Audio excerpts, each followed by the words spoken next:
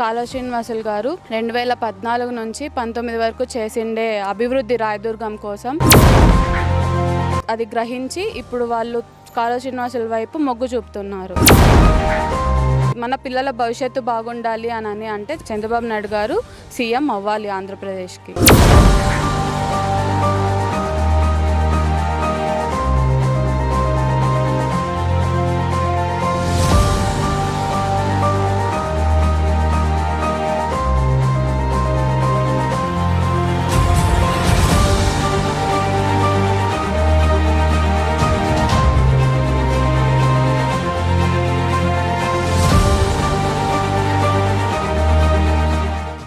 Days ఉంది madam.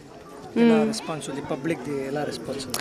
చాలా బాగుంది. రాయదుర్గం నియోజకవర్గంలో కాలువ శ్రీనివాసుల్ని చాలా బాగా రిసీవ్ చేసుకుంటున్నారు. చంద్రబాబు నాయుడు గారు చేసిన పథకాలు ప్రజల్లోకి చాలా త్వరగా వెళ్తున్నాయి.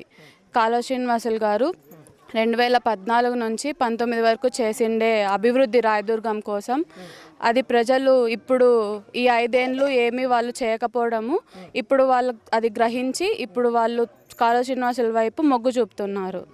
శ్రీనివాస్ రెడ్డి సార్ స్ట్రెంగ్త్ ఏంటి మేడం?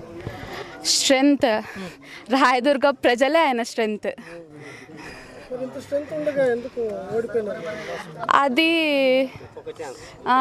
ఒక ఛాన్స్, జగన్ గారు అడిగిన ఒక ఛాన్స్ ప్రజలు, ఆంధ్రప్రదేశ్ ప్రజలు జాలితో ఒక ఛాన్స్ ఇచ్చేసినారు జగన్కి, చూద్దామని.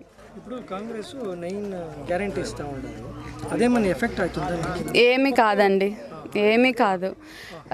చంద్రబాబు నాయుడు గారు ఒక విజనరీ లీడర్. ఆయన ముందు చూపు ముందు ఇవన్నీ ఏమీ చేయలేవండి. సూపర్ 6 అనేవి జనాల్లోకి చాలా త్వరగా వెళ్ళిపోయినాయి. మొన్న పోస్టల్ బ్యాలెట్ ఓట్లలోనే మనకు తెలిసిపోయింది ఎంతమంది ఎంప్లాయీస్ మన వైపు ఉన్నారు అనేది. క్యాంపెయిన్ పోయేటప్పుడు ప్రజలు ఏం అడుగుతారు? సమస్యలు, కొంతమంది వైసీపీ గవర్నమెంట్లో ఇల్లు రాలేదని, డ్రైనేజ్ ప్రాబ్లం ఉందని చెప్తున్నారు, రోడ్లు సరిగ్గా లేవని చెప్తున్నారు. వాళ్ళు మా గవర్నమెంట్లో కాలువ శ్రీనివాసులు గారు గృహ నిర్మాణ శాఖ మంత్రిగా ఉన్నారు. అప్పుడు కట్టించిన ఇళ్ళకి వాళ్ళ నేమ్ ప్లేట్ పెట్టుకోమని చెప్తున్నారు. కానీ నేమ్ ప్లేట్ పెట్టుకుంటే బిల్లు రిలీజ్ చేస్తామని చెప్తున్నారు, కానీ బిల్లు రిలీజ్ చేయలేదు. అది వాళ్ళు అడుగుతున్నారు. బిల్లు ఇంకా రాలేదు, మాకు సగంలోనే ఇల్లు లాగిపోయినాయి అని చెప్తున్నారు. ఇప్పుడు శ్రీనివాస్ రెడ్డి సార్ పీరియడ్లో ఏమేమి పని చేసిండారు మీకు తెలిసింది? రోడ్లు వేయించినారు.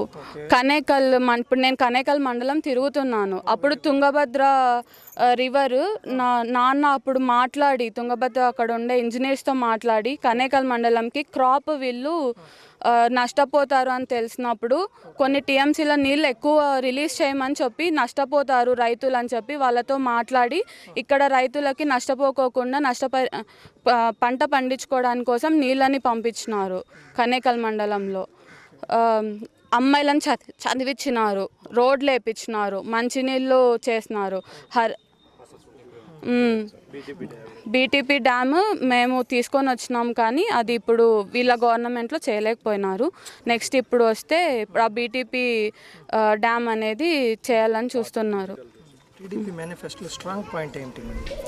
శ్రీశక్తి స్ట్రాంగ్, శ్రీశక్తి. అన్ఎంప్లాయ్మెంట్ ఉండే యూత్కి ఇప్పుడు ఎంప్లాయ్మెంట్ కల్పించడమే చంద్రబాబు నాయుడు గారి ఏకైక ఎజెండా. యూత్కి ఎంప్లాయ్మెంట్ ఉండాలి. మహిళలకి మెసేజ్ ఏముందండి, వాళ్ళు ఇప్పుడు ఆల్రెడీ తెలుసుకున్నారు 5 ఏళ్ళు వాళ్ళు ఏం నష్టపోయినారు అనేది. కాబట్టి ఇప్పుడు వాళ్ళు ఆలోచించాల్సింది పిల్లల భవిష్యత్తు గురించి, నిత్యావసరాల సరుకుల గురించి, ఎంత ధర పెరిగిపోయింది అనే దాని గురించి ఆలోచించాలి.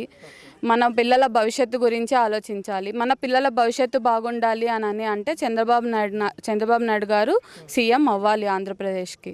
ఎక్కడున్నా సరే, ఎక్కడెక్కడ జాబ్ చేస్తున్నా సరే మీరు 13వ తేదీ ఆంధ్రప్రదేశ్కి వచ్చి ఆ ఒక్కరోజు తీరిక చేసుకొని ఆంధ్రప్రదేశ్కి వచ్చి మన పిల్లల భవిష్యత్తు కోసం మనము మన రాజధానిని కాపాడుకోవాలి. రాజధాని మనకు ఉంటే మనం ఎక్కడికో పోయి జాబ్ చేయాల్సిన అవసరం లేదు. మనం ఇక్కడే మన ఐటీ కంపెనీస్ కావచ్చు, లేదంటే ఏదైనా కావచ్చు, మనం ఇక్కడ చేసుకోవచ్చు. మీరు చంద్రబాబు నాయుడిని గెలిపిస్తే మనం ఎక్కడా పోయి ఉండాల్సిన అవసరం ఉండదు. మన ఇంటి ఫ్యామిలీ చుట్టూనే మనం ఉండొచ్చు. 13వ తేదీ తప్పకుండా వచ్చి మీరు అందరూ ఓటు నిర్వహించుకోవాలని కోరుకుంటున్నాను.